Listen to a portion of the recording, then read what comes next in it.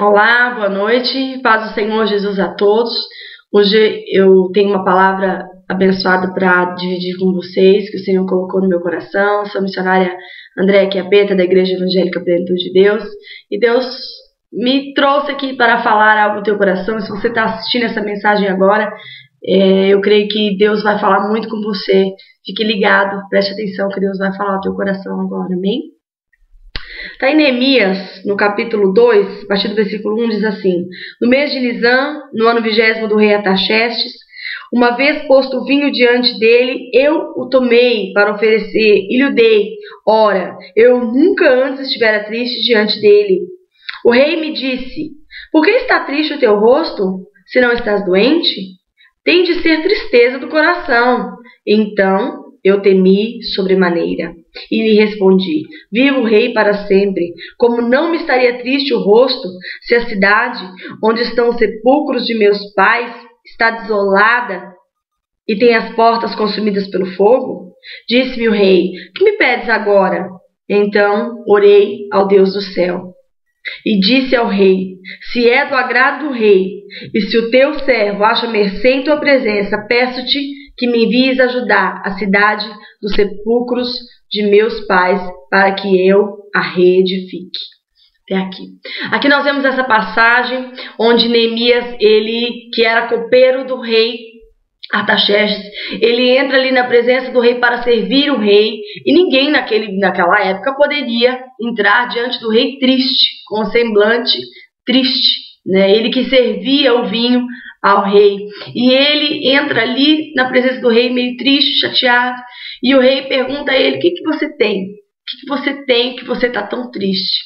Né? E ele, com muito temor, porque ele conhecia a soberania daquele rei, ele responde que ele está muito triste. Como ele poderia não estar triste se a cidade dele, a cidade de Judá, a cidade dos pais dele, estava destruída, as portas estavam consumidas pelo fogo. Aquilo era um sinal de vergonha, um sinal de humilhação. E Neemias, ele começa ali eu creio que através de Deus, através do Espírito de Deus, ele começa a sentir o incômodo, né, acerca da humilhação que se encontrava o povo de Judá naquela época. Porque Judá era o povo de Deus, né? Era o povo que se chamava pelo nome do Senhor, era um povo que tinha essa fama de ser o povo de Deus, o Deus Todo-Poderoso, o Deus Soberano.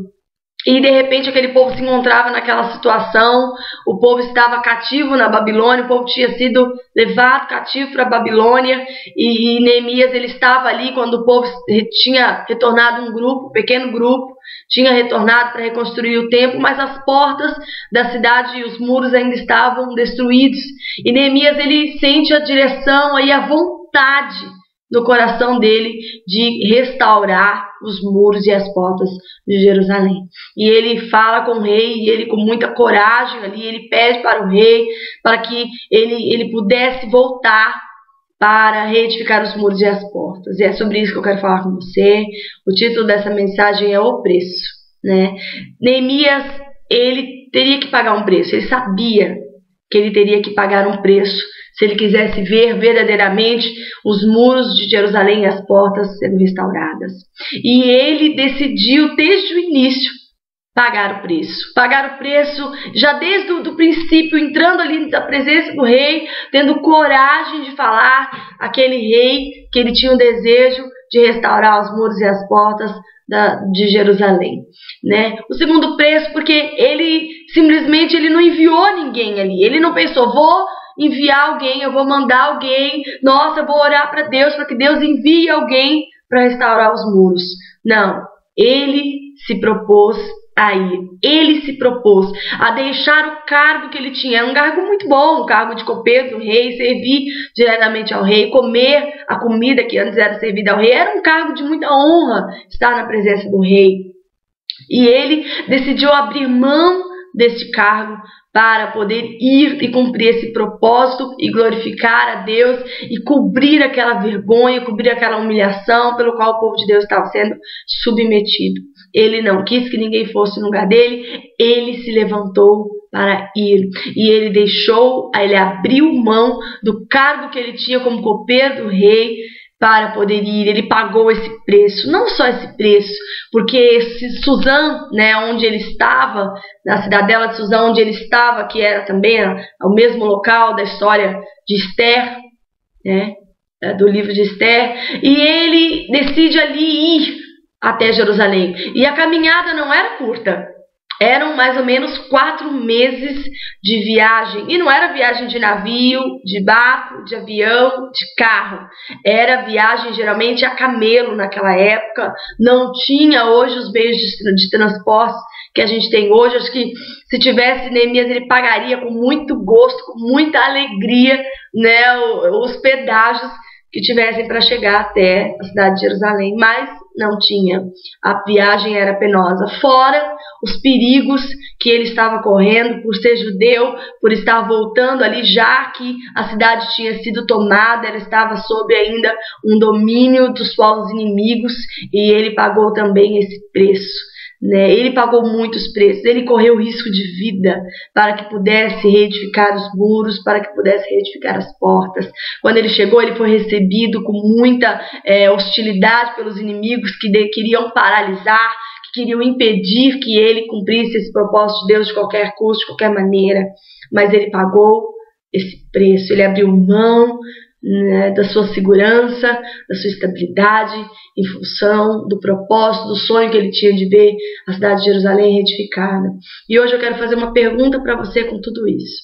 Qual preço você está disposta a pagar pelo propósito, pelo sonho que você tem no teu coração, pelo anseio que você tem? Eu não sei qual é o teu sonho, eu não sei qual é o teu propósito. Talvez seja fazer a obra do Senhor, né, exercer um ministério poderoso, ter um cargo de confiança, ganhar milhares de almas para o Senhor, ser um levita ungido.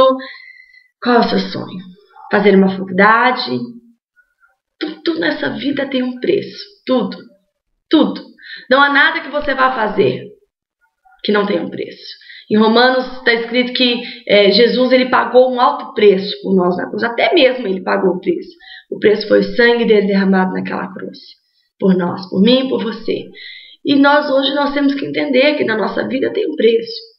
Se eu quero, por exemplo, exercer o meu ministério, como eu tenho exercido, um ministério poderoso, um ministério com alcance de milhares de almas, eu tenho que entender que vai ter um preço. Eu tive que pagar, eu tenho pago um preço.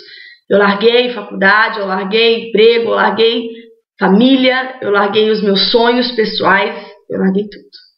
Eu tenho pagado um alto preço. Eu engulo coisas que só eu sei o que eu engulo por causa do meu propósito. E eu sigo firme e forte no meu propósito. Eu enfrento tudo, eu enfrento todas as lutas, eu enfrento o que for necessário por causa do meu propósito. Ganhar milhares de almas para o Senhor. Glorificar e exaltar o nome de Jesus na terra.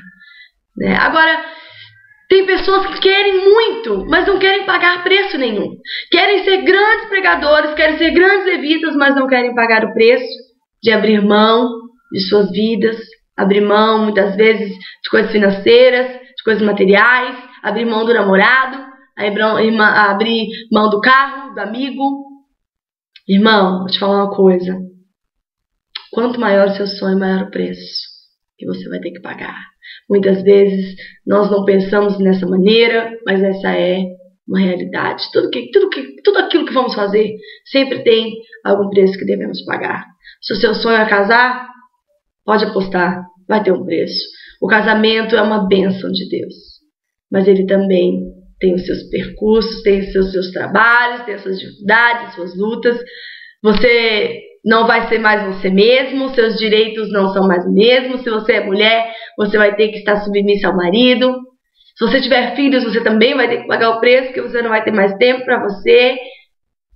É um preço. E qual preço você está disposto a pagar? Você está disposto a pagar? Está disposto a abandonar? Está disposto a abrir mão da vida regalada, do pecado? Está disposto a abrir mão, muitas vezes, de um cargo bom na sua empresa por um chamado de Deus, por um propósito, para fazer a obra do Senhor? do jeito que você tanto quer, fazendo tanto para o Senhor? Será que você está disposto a pagar esse preço para ser um grande músico, um grande levita? Largar tudo, largar emprego, largar amigos, largar os seus sonhos próprios. Será que você está disposto a pagar esse preço por esse sonho, por esse propósito? Gostaria que você pensasse nisso. Tudo nessa vida tem um preço.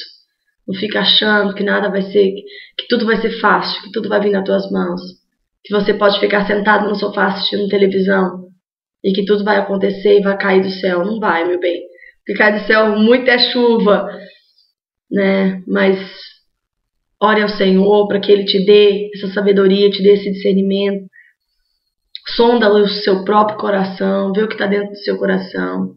Medite acerca do seu plano, do seu sonho, do seu propósito.